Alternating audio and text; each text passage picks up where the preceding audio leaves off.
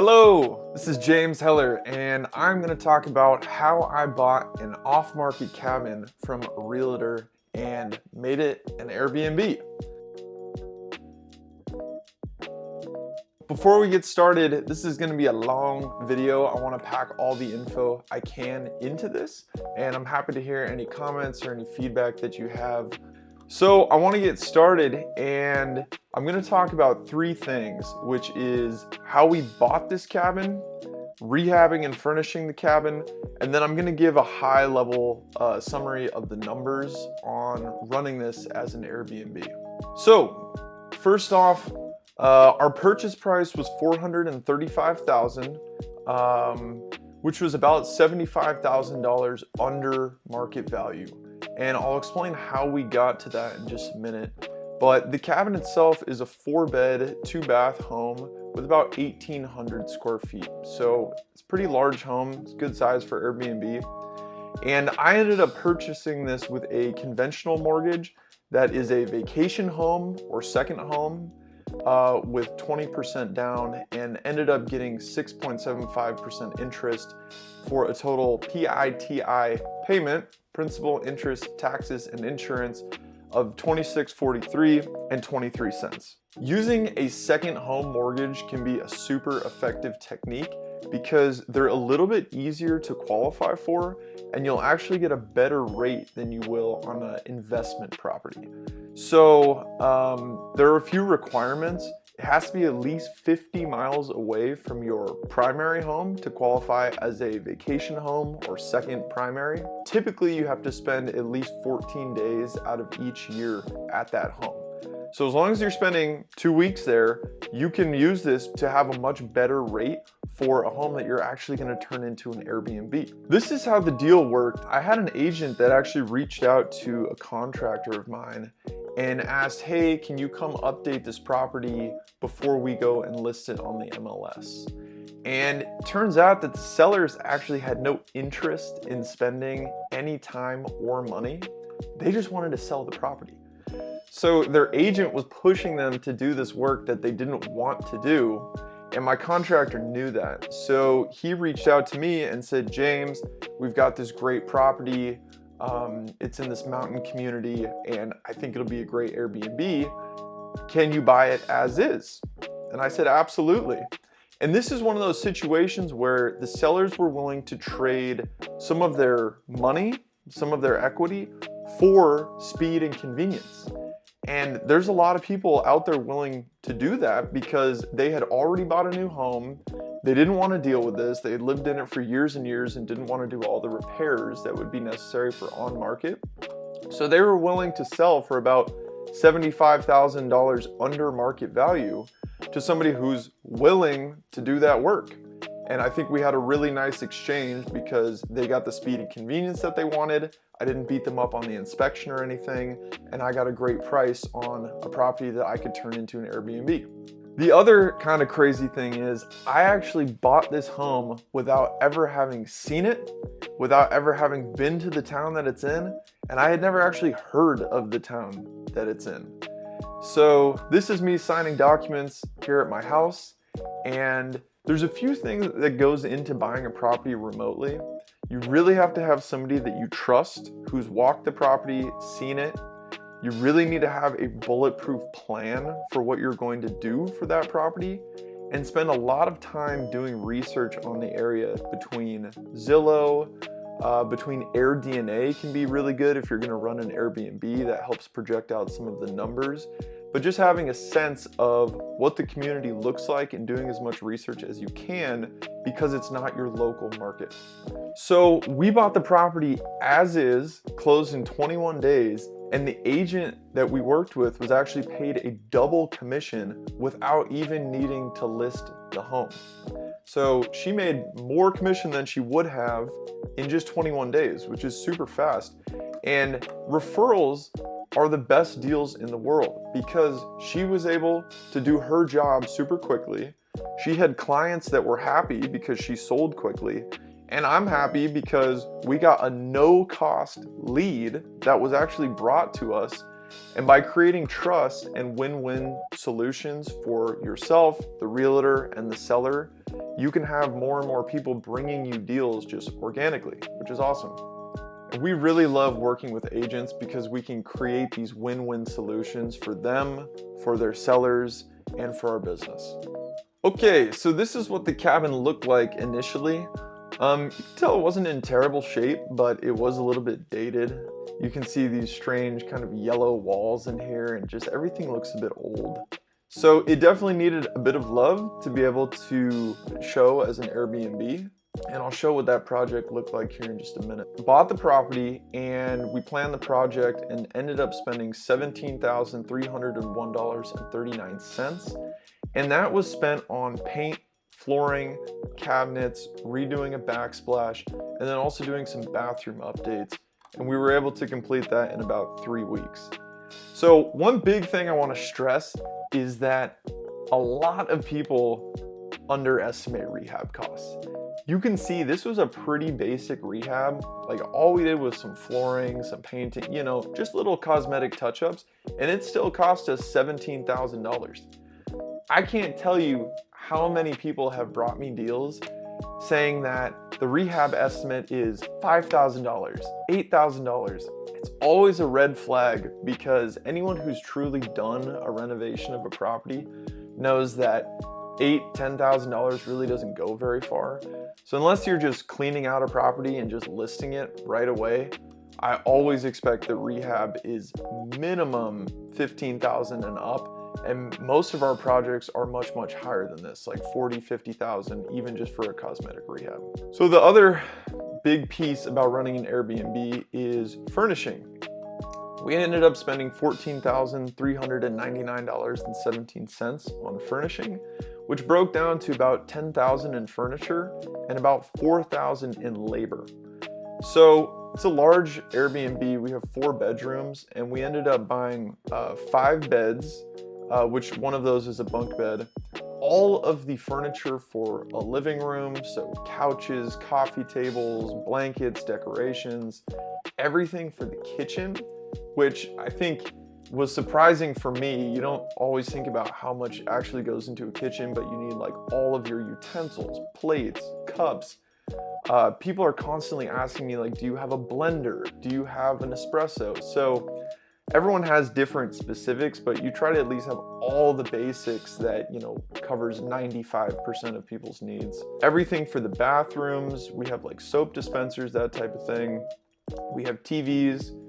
We have a really nice pellet grill outside that I love, and I think our guests like using as well.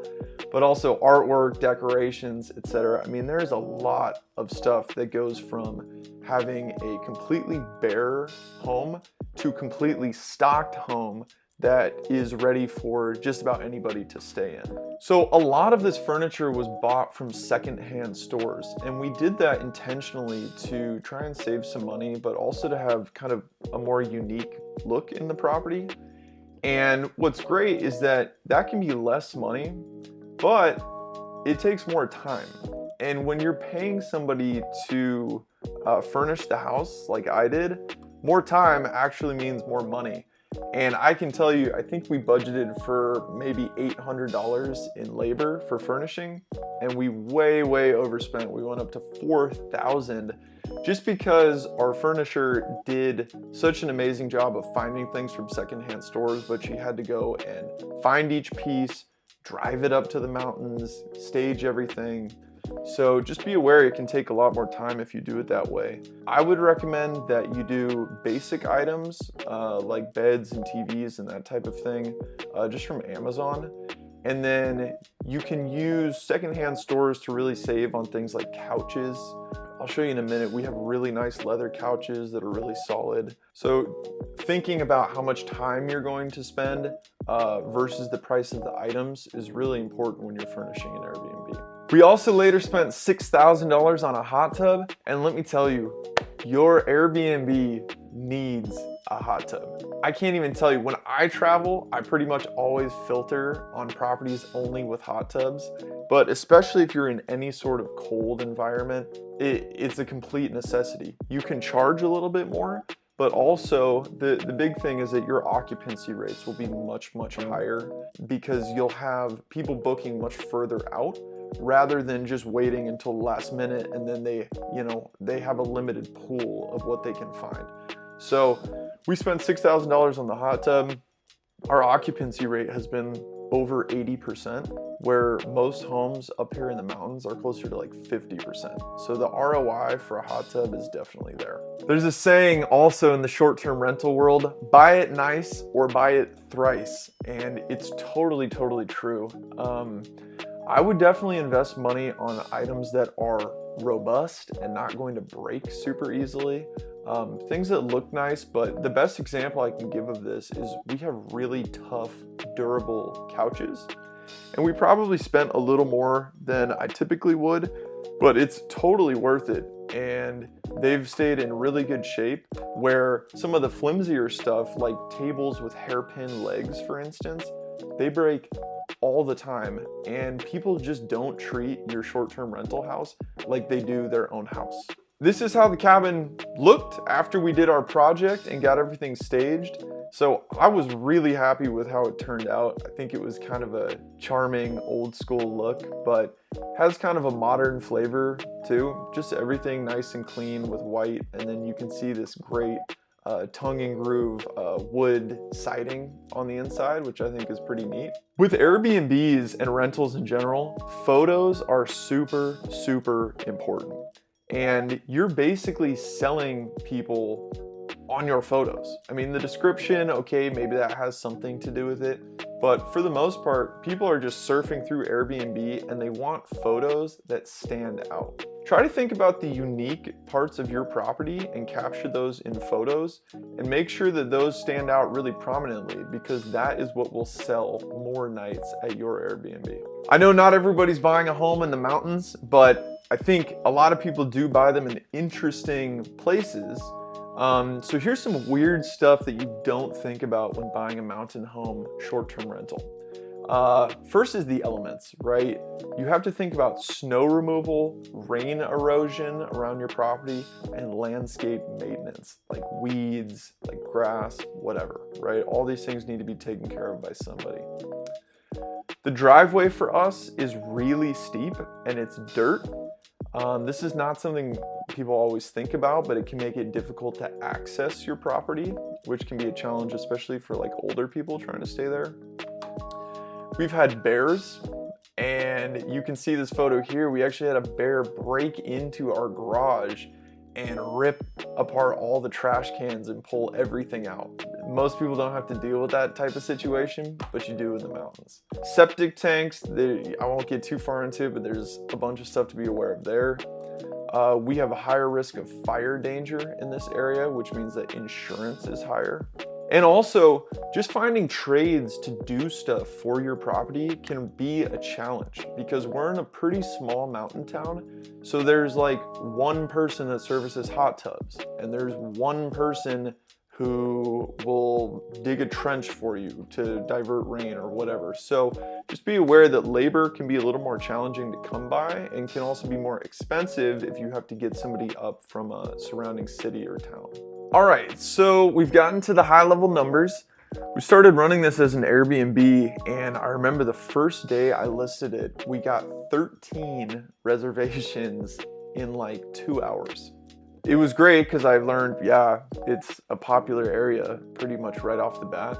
But this is how the numbers broke down. So after everything that we spent between purchase, rehab, furnishing, and hot tub, was a little more than $472,000 into it, with about $124,700 out of pocket. So it's a little more than I typically invest. And when I was a little bit newer, I went for more conventional methods of financing. So I actually left more money in some of my earlier properties than I would now. Property's probably worth about $550 today, meaning that I have something like $75,000 of equity in this property. Again, just at a high level, we've booked $73,589 of gross income for 2023. So it's pretty good. I mean, I projected it at 60,000, so it's actually been better than I expected. For Airbnbs, there are a ton of operational expenses. So when you're penciling this out, you need to include a lot of stuff, including cleaning costs, all of your utilities, internet, things like Netflix for your guests. We have to use a laundry service because we have so many beds. The washer and dryer can't handle everything that we have. Maintenance is huge, especially in the mountains. There's things breaking all the time, little updates needed to the house.